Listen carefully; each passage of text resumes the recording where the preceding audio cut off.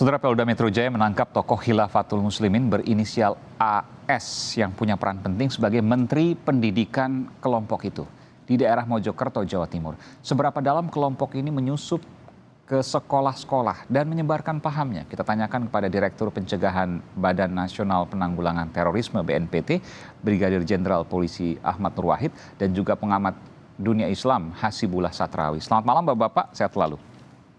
Selamat malam Mas Aiman dan Ya. Pak Selamat malam, Assalamualaikum. Waalaikumsalam warahmatullahi wabarakatuh. Saya ke Pak Dir dulu, Pak Ahmad Nur Wahid. Pak, saya cukup terkejut ketika saya mencoba untuk membuka, saya sebutkan ya, Google Maps. Dan saya ketik Khilafatul Muslimin. Ini keluar lebih dari 10 tempat yang merupakan sekolah Khilafatul Muslimin. Betul demikian? Itu 10 itu dalam satu kabupaten atau satu seluruh Indonesia? Sepertinya kalau saya lihat nih ada di Tangerang Selatan, ada di Lebak Bulus, ada di Jakarta Timur, ada di Bekasi, Ya. mungkin Jabodetabek. Artinya dalam satu wilayah di Jabodetabek ya. Betul. Nah, kalau untuk seluruh Indonesia, data pengembangan yang ada itu sekitar 400 cabang. 400 cabang, sekolah semua itu? Ya, istilahnya cabang daripada Khilafatul Muslimin. Mereka kan juga memiliki lembaga pendidikan tersendiri, mulai dari SD sampai ke perguruan tinggi. Tetapi yang unik di sini, mereka cenderung insubordinasi terhadap aturan ataupun ketentuan pemerintah atau negara dalam konteks lembaga pendidikannya Khilafatul Muslimin itu tidak sesuai dengan Undang-Undang Sisdiknas, di mana SD-nya 3 tahun, SMP-nya 2 tahun, SMA-nya 2 tahun, perguruan tingginya 2 tahun. Jadi total 9 tahun. Sementara kalau pendidikan pada umumnya kan sekitar 16 Tunggu sebentar, tahun. ini janggal juga. Ini ada SD, SMP, SMA. Artinya kan sudah bertahun-tahun mereka ada dan menyebarkan paham khilafah. Kenapa baru sekarang diungkap? Yaitu berdiri tahun 1997 ya. Betul. Kemudian pasca reformasi dicabut undang-undang anti subversif ya. Nah, sehingga secara undang-undang ya, Undang-Undang Nomor 5 tahun 2018 tentang tindak pidana terorisme yang sebelumnya adalah Undang-Undang Nomor 15 tahun 2003 itu belum mampu menjerat aspek ideologi. Dalam konteks Khilafatul Muslimin itu kan berideologi khilafah yang berpaham takfiri. Tetapi dengan Undang-Undang Nomor 5 2018 tersebut, meskipun sudah bisa melakukan tindakan preventive justice atau preventive strike, tapi belum bisa menjerat preemptive justice terkait dengan ideologinya. Sehingga dalam penanganan kasus saat ini pun tidak menggunakan undang-undang tindak pidana teroris, tapi undang-undang pidana umum, baik itu terkait dengan undang-undang nomor 16 tahun 2017 tentang ormas ataupun pidana umum, yaitu undang-undang nomor 1 tahun 2006, termasuk dikembangkan undang-undang yang lainnya. Oke, jadi Anda mengatakan begini Pak Dir, penyebaran pahamnya meskipun itu salah karena kan bicara soal mengganti negara dan lain sebagainya, itu belum bisa dijerat oleh hukum karena tidak ada perangkat hukum yang bisa menjerat soal ideologi. Ya. Meskipun mereka sudah bertahun-tahun. Saya tanya ke Bung Hasibullah. Bung Hasibullah, ini mengejutkan juga tadi disebutkan oleh Direktur BNPT Pak Brigjen Ahmad Nur Wahid. Ada 400-an sekolah Khilafatul Muslimin yang sudah berdiri bertahun-tahun. Artinya mereka sudah banyak menyebarkan paham khilafah dong? Iya, saya punya beberapa catatan Mas Aiman, tapi kayaknya lebih banyak catatannya Mas Aiman yang sudah banyak wawancara dengan orang, termasuk para pelakunya ini. Tapi catatan saya dari awal begini. Yang pertama, saya tidak heran kalau kemudian mereka ini banyak mempunyai lembaga-lembaga pendidikan. Itu salah satu ciri kelompok ini, di mana memang mereka ingin mencukupi kebutuhan kelompoknya.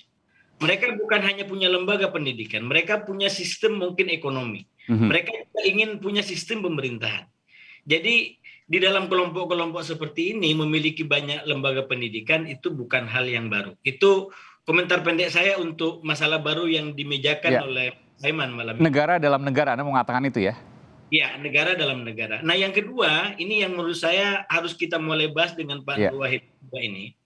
Saya terus terang menyikapi masalah ini senang-senang sedih, Mas Aiman dan Pak Nur Wahid. Ya. Saya senang karena pada akhirnya aparat bekerja keras untuk bagaimana menyikapi ini dengan pendekatan hukum. Itu bayangkan ada orang mengkampanyekan tentang sistem negara lain. Saya nggak habis pikir kalau kemudian pakar-pakar pidana kita nggak punya rumusan tentang itu. Kalau kita mempidanakan persoalan kecil soal rumah tangga, bagaimana orang yang mengajak ya atau mengkampanyekan sistem negara lain, itu kemudian kita nggak punya rumusan pidana. Itu catatan saya senang. Saya sedih, kenapa?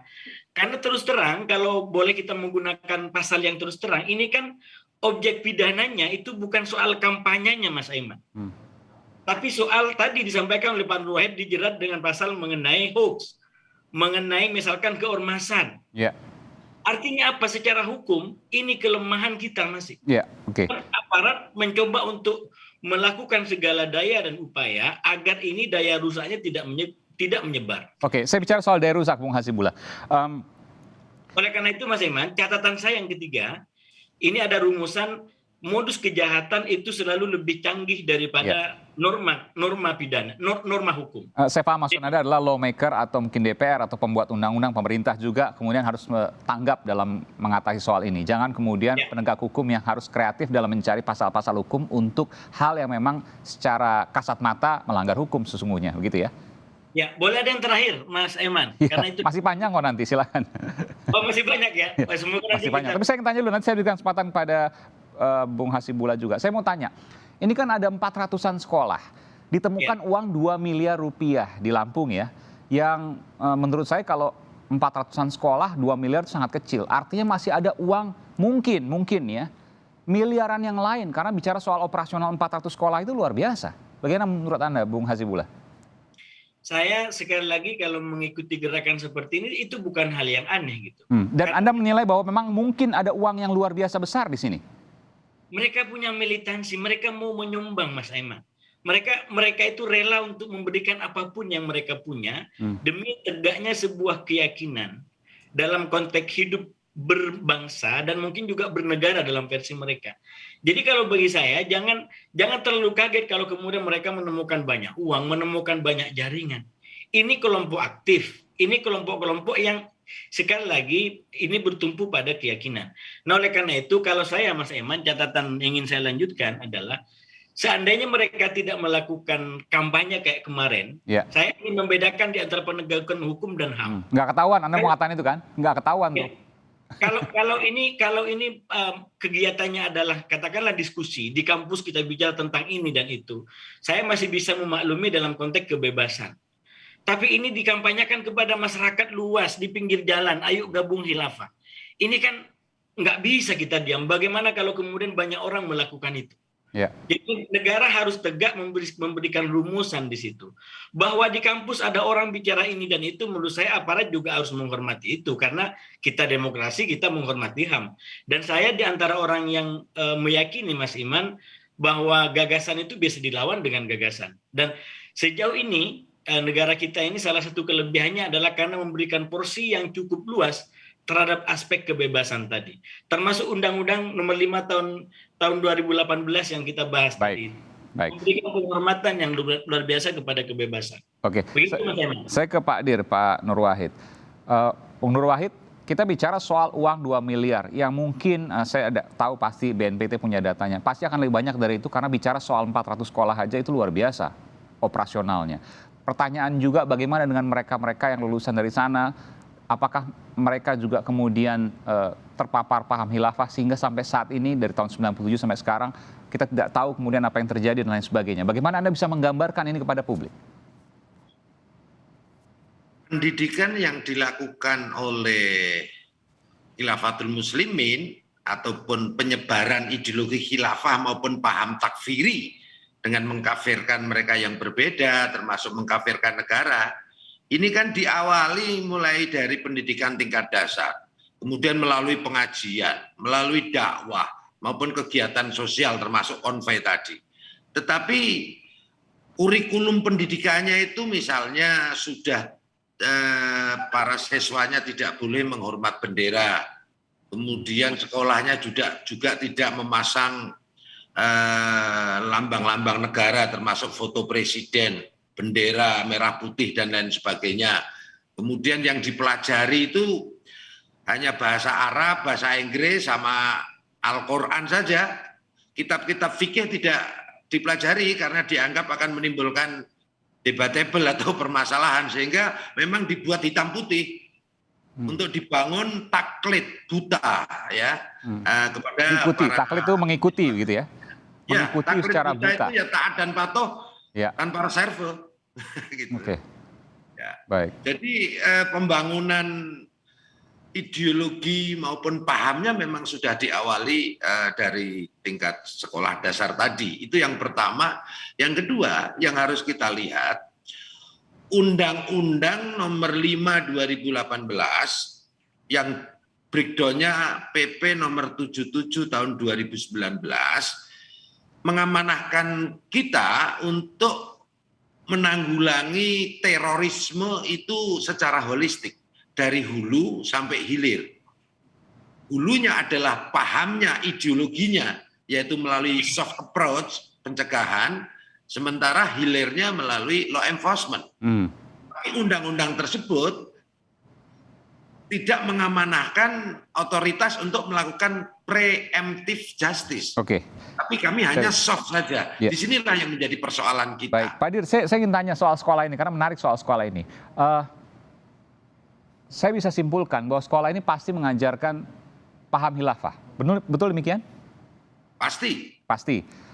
Berdiri saya tidak tahu mungkin tahun 90-an atau mungkin 2000-an awal, meskipun organisasi ini berdiri tahun 97. Yang ingin saya tanyakan, artinya paparan paham khilafah ini luar biasa dong. Ada 400 sekolah saat ini dan berdiri 20 tahun mungkin, lebih.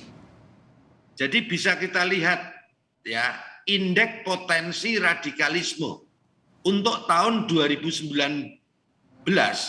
ya itu di angka 38,4. Nah, alhamdulillah di tahun 2020 dan 2021 turun di angka 12,2 skala 0 sampai 100. Kalau kita bicara indeks potensi radikalisme itu salah satu indikatornya mereka sudah anti Pancasila dan pro khilafah.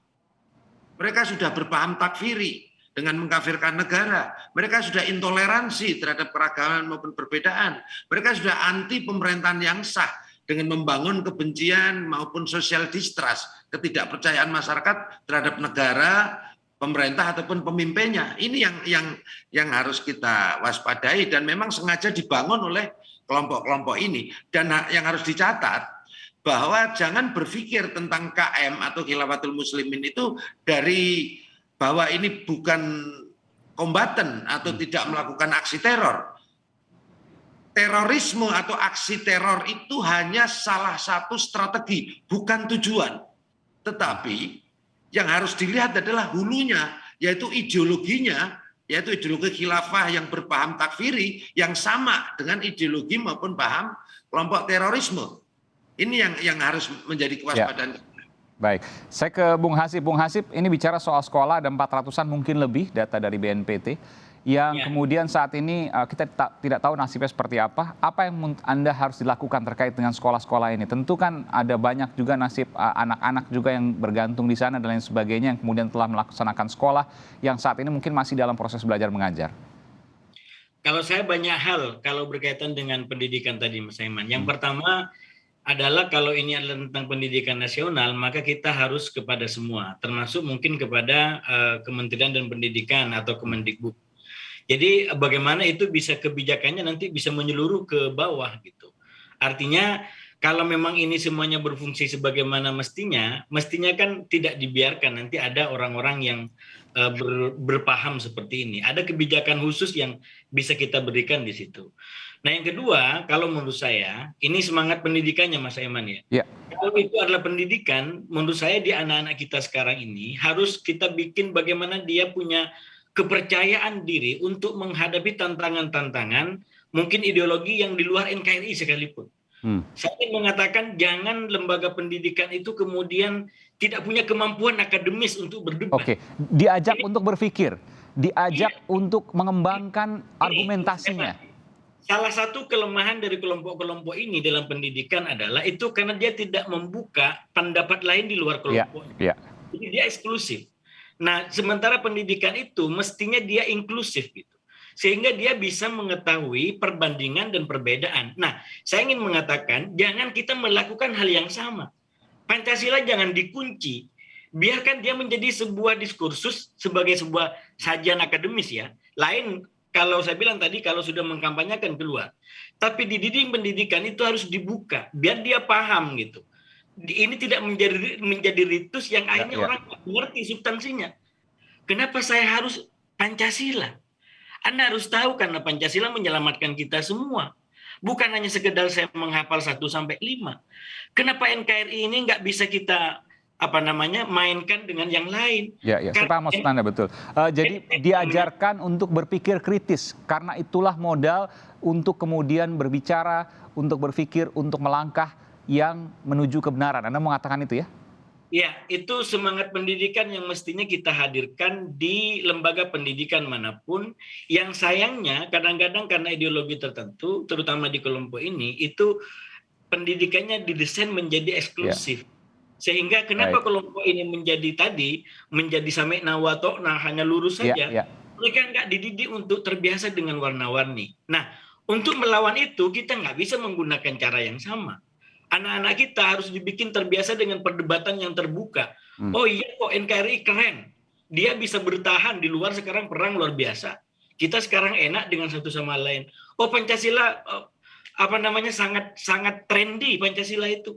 Kenapa? Ya karena kita bisa saling menghormati satu sama lain. Jadi ini menurut saya diskursus yang harus dibangun, ditumbuhkan di ruang-ruang pendidikan. Baik, saya tahu juga bahwa BNPT juga mendapatkan hal yang sama bahwa banyakan dari mereka adalah hitam putih, tidak diajak atau tidak dipancing atau tidak distimulasi dengan pemikiran-pemikiran kritis. Betul demikian, Pak Nur Wahid?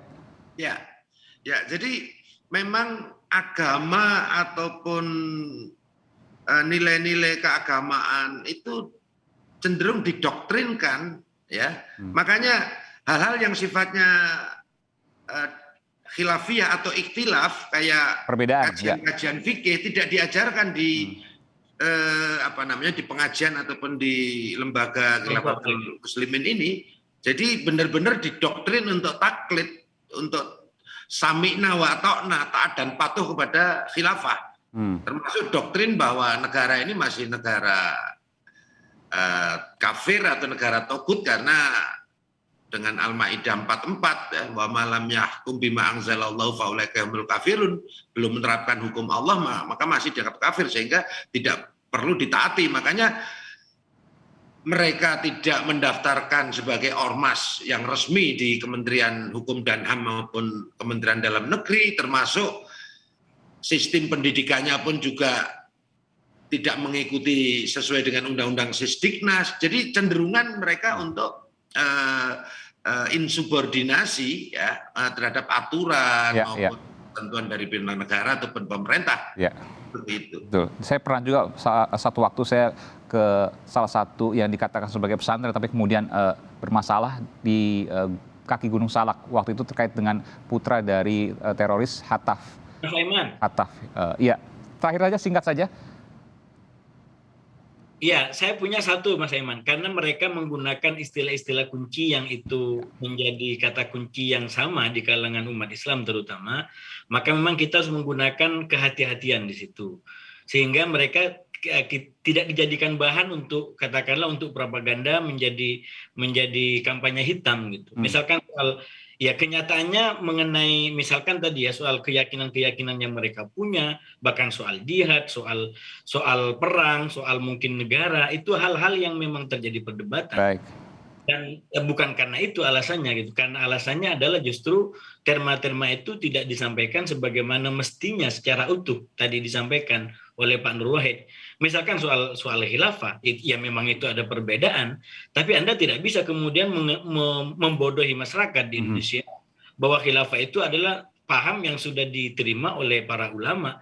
NKRI itu adalah sebuah paham yang diijtihadkan, diupayakan, kemudian diikhtiarkan oleh para ulama. Dan disepakati sebagai sebuah kesepakatan.